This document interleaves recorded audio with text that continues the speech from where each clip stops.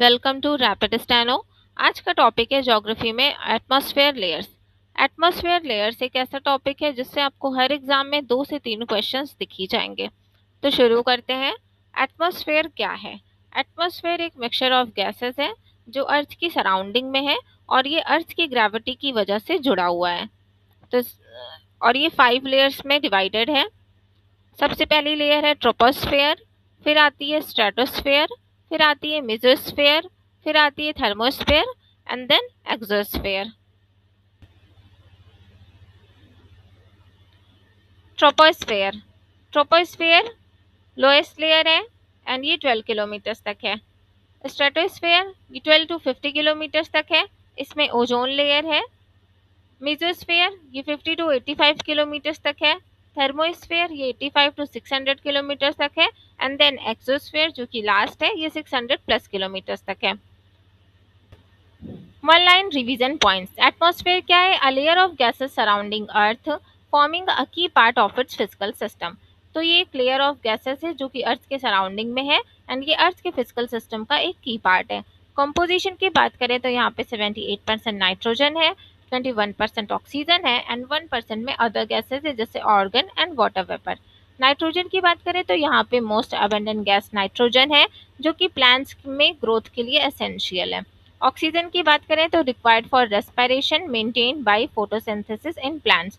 तो ये रेस्पिरेशन के लिए इंपॉर्टेंट है एंड ये फोटोसिंथेसिस की वजह से हमारे एनवायरनमेंट में मेंटेन रहती है। कार्बन डाइऑक्साइड की बात करें तो ये ग्रीन हाउस गैस है जो कि हीट को ट्रैप करके रखती है हमारे एटमॉस्फेयर में। लेयर्स की बात करें तो एटमॉस्फेयर लेयर्स टोटल 5 पार्ट्स में डिवाइडेड है। Now let's come to layers of Earth. First one is troposphere जो कि 12 किलोमीटर तक होती है, 8 किलोमीटर तक पोल्स पर होती है, 18 किलोमीटर तक इक्वेटर पर होती है। टेम्परेचर की बात करें तो ऊपर जाने पर टेम्परेचर डिक्रीज करता है 6.5 डिग्री सेल्सियस पर किलोमीटर। मतलब हर 1 किलोमीटर पर जाने पर 6.5 डिग्री सेल्सियस टेम्परेचर कम होता जाता है जो कि लैप्स रेट होती है। फीचर्स की बात करें तो सारे वेदर फिनोमेना यहीं पर होते हैं, लाइक क्लाउड्स, रेनफॉल यहीं पर होते हैं।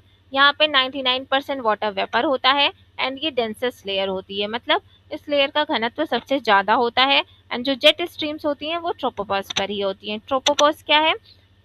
ये हमारी अर्थ है, देन ये ट्रोपोस्फेयर है एंड देन उसके बाद स्ट्रेटोस्फेयर। तो ट्रोपोस्फेयर एंड स्ट्रेटोस्फेयर के बीच की जो ये बाउंड्री है this is known as tropopause. तो जेट स्ट्रीम्स कहाँ पर होती हैं? ट्रोपोपॉज पर होती हैं। Examples commercial aeroplanes, helicopters, birds, hot air balloons and drones. Greenhouse effect भी ट्रोपोस्फेयर में ही देखने को मिलता है। फॉर एग्जाम्पल ये अर्थ है एंड ये सनलाइट के थ्रू जो भी हीट आती है अर्थ उसको एब्जॉर्ब कर लेती है एंड रात में उस हीट को रिफ्लेक्ट करती है। जब ये उस हीट को रिफ्लेक्ट करती है तो यहाँ पे कुछ गैसेस होते हैं लाइक CO2, सल्फर, ये उस हीट को वापस जाने नहीं देते हैं एंड ये उस हीट को कैप्चर करके रख लेती हैं। That is why these are known as greenhouse gases and इस पूरे इफेक्ट को कहा जाता है ग्रीन हाउस इफेक्ट एंड ये ट्रोपोस्फेयर में ही देखने को मिलता है। Now let's come to stratosphere. Stratosphere इसकी हाइट क्या होती है? 12 टू 50 किलोमीटर तक होती है एंड यहाँ पे क्या होता है कि जब हम ऊपर जाते हैं तो टेम्परेचर इंक्रीज होता है। इसके फीचर्स क्या है? यहाँ पे ओजोन लेयर होती है जो कि 15 टू 35 किलोमीटर तक होती है। ये क्या करती है? यूवी रेज को एब्जॉर्ब कर लेती है एंड ये लेयर क्या होती है? स्टेबल होती है, यहाँ पे कोई वेदर फॉर्मेशन नहीं होता है एंड यहाँ पे एयरक्राफ्ट आसानी से फ्लाई कर सकते हैं एंड इसकी बाउंड्री को कहा जाता है स्ट्रेटोपॉज। एंड ओजोन लेयर की बात करें तो स्ट्रेटोस्फेयर में होती है एंड इसकी थिकनेस को हम डॉप्सन यूनिट में मेजर करते हैं। ओजोन लेयर सन की हार्मफुल रेज जो कि UVA, UVB and UVC rays होती है ये उसको एब्जॉर्ब कर लेती है एंड उन्हें हम तक नहीं पहुंचने देती है। एग्जाम्पल्स की बात करें तो jet planes, weather balloons, high altitude research aircraft यहीं पर होते हैं। मेसोस्फेयर की बात करें तो ये 50 टू 80 किलोमीटर तक होती है। यहाँ पे टेम्परेचर कम होता जाता है एंड ये कोल्डेस्ट लेयर होती है एटमॉस्फेयर की। यहाँ पे टेम्परेचर -85 टू 90 डिग्री सेल्सियस तक होता है। अब आते हैं हम फीचर्स पे। मीटियोर्स बर्न हियर, जो मीटियोर्स यहाँ पे जल जाते हैं। नॉक्टिल्यूसेंट क्लाउड्स की बात करें तो नॉक्टिल्यूसेंट क्लाउड्स आर शाइनी क्लाउड्स। ये इनका फॉर्मेशन कैसे होता है? तो वाटर वेपर जब ऊपर जाती है तो डस्ट पार्टिकल्स के ऊपर जम जाती है जिस वजह से नॉक्टिल्यूसेंट क्लाउड्स का फॉर्मेशन होता है एंड ये लीस्ट एक्सप्लोर्ड लेयर है। मीजोपॉज की बात करें तो मीजोस्फेयर एंड थर्मोस्फेयर के बीच की जो बाउंड्री है that is known as mesopause. Examples की बात करें तो मीटियोर्स एंड साउंडिंग रॉकेट्स यहीं पे पाए जाते हैं। थर्मोस्फेयर की बात करें तो इसकी हाइट 80 टू 700 किलोमीटर तक होती है एंड ऊपर जाने पर टेम्परेचर इंक्रीज होता है, कम से कम 2000 डिग्री सेल्सियस तक टेम्परेचर यहाँ पे पहुंच जाता है। फीचर्स की बात करें तो अरोराज यहीं पे फॉर्म होते हैं। अरोराज क्या होती हैं? ये नॉर्दर्न एंड सदर्न लाइट्स होती हैं। ISS orbits here, international space station यहीं पे ऑर्बिट करता है। यहाँ की डेंसिटी बहुत कम होती है एंड यहाँ पे आयनोस्फेयर होता है। आयनोस्फेयर क्या है?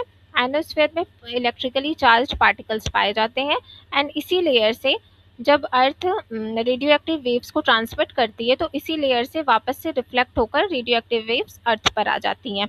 एग्जाम्पल्स की बात करें तो international space station and low earth orbit satellites. Ionosphere, ionosphere कोई एक सेपरेट लेयर नहीं है बल्कि ये थर्मोस्फेयर का ही एक पार्ट है। फीचर्स की बात करें तो यहाँ पे इलेक्ट्रिकली चार्ज पार्टिकल्स पाए जाते हैं that are also known as ions and ये रेडियो एक्टिव वेव्स को रिफ्लेक्ट करते हैं।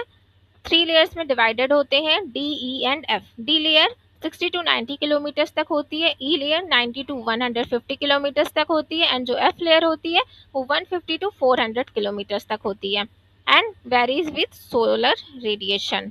एग्जाम्पल्स की बात करें तो रेडियो सिग्नल्स, जीपीएस सिग्नल्स यहीं पर पाए जाते हैं। एक्सोस्फेयर, इसकी हाइट 700 से 10,000 किलोमीटर तक होती है जो कि एक आउटर मोस्ट लेयर है। हाइड्रोजन एंड हीलियम यहाँ पे बहुत ज़्यादा पाए जाते हैं। इसकी डेंसिटी बहुत कम होती है एंड यहाँ पे सैटेलाइट्स ऑर्बिट करते हैं एंड यहीं से स्पेस स्टार्ट हो जाता है। So here is the conclusion, the atmosphere is a multi layered gases envelope surrounding the earth. तो एटमॉस्फेयर क्या है?